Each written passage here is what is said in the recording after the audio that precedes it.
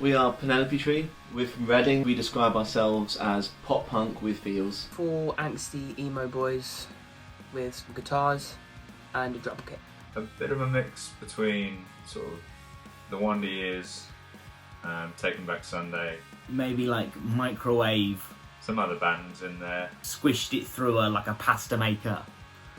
We would probably have something very closely resembling Penelope Tree.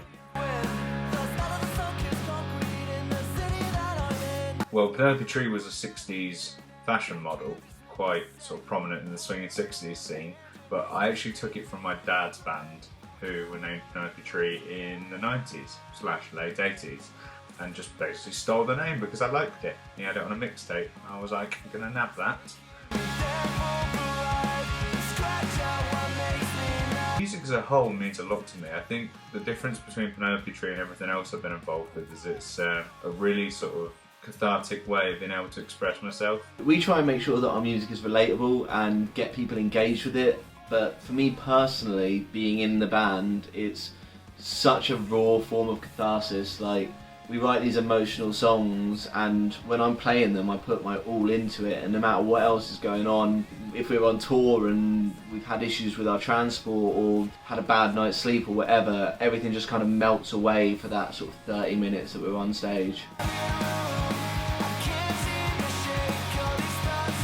And we played a run of shows in Wales with These 5 Years, and the opening show was in Llanelli, and it was in this absolutely awesome little venue, and all of the walls were painted, the stage were painted like covers of like 80s horror movies.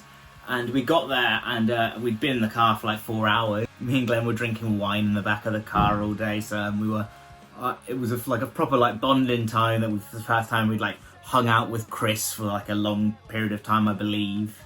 But yeah, the show, when we turned up there, I was kind of a bit and ahhing before we saw the awesome stage. It just looked like this little tiny pub.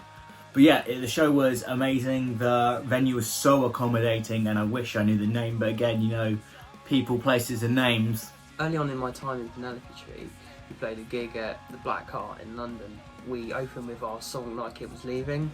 For some reason I decided to miss off the first minute of the song, and didn't realise until the journey home that I'd actually made a massive cock up. I blamed all the others.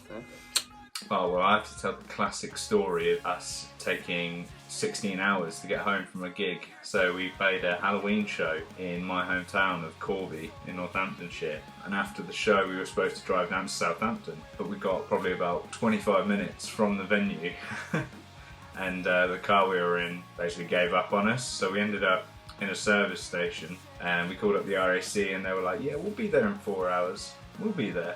At this point it's like 11 o'clock at night, so we've got a 4-hour wait till 3 AM. We think we're going to wait out, so we just sleep in the car. So we all wake up at 3 AM and get another phone call that tells us that another 4 hours is going to have to pass before they'll be there. So we sleep it out, and at this point I should mention that as we try and go back to sleep, someone sets off the burglar alarm at a Pizza Hut across the street. So we're now just trying to sleep in a very sweaty, cold car in the middle of October, with this Pizza Hut fire alarm, the burglar alarm, going off. So that's a nightmare in itself. 4 hours passes and they do turn up. So we get on the back of this bay truck, which takes us 5 minutes down the M1 and says, this is the end of my jurisdiction. I'm going to have to leave you here. Yeah, so he takes us 5 minutes down the M1, leaves us at the M1 services and says, right, someone will be here to get you, and very shortly. So at this point we've been in it for like 9 hours-ish. No one turns up. When they do, 2 hours later, they send a normal van which cannot tow 4 guys and an entire estate car full of equipment. So we can't go with him. So he has to call for another person to come. All the while Joe is on the phone to the RAC trying to sort this out. They're laughing down the other end. They're turning the phone away, sniggering to themselves because they know that they've stitched us right up.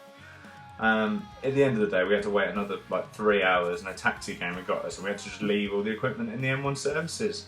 So the one that jumps out at me is our show at the end of 2019 with 2 Year Break. We've had people sing along to our songs before and get involved, but this is the first time that people we didn't know at all were like singing the words back louder than Glenn, and we couldn't hear Glenn for the fact that we could hear people screaming the words in the crowd, and that was pretty cool. I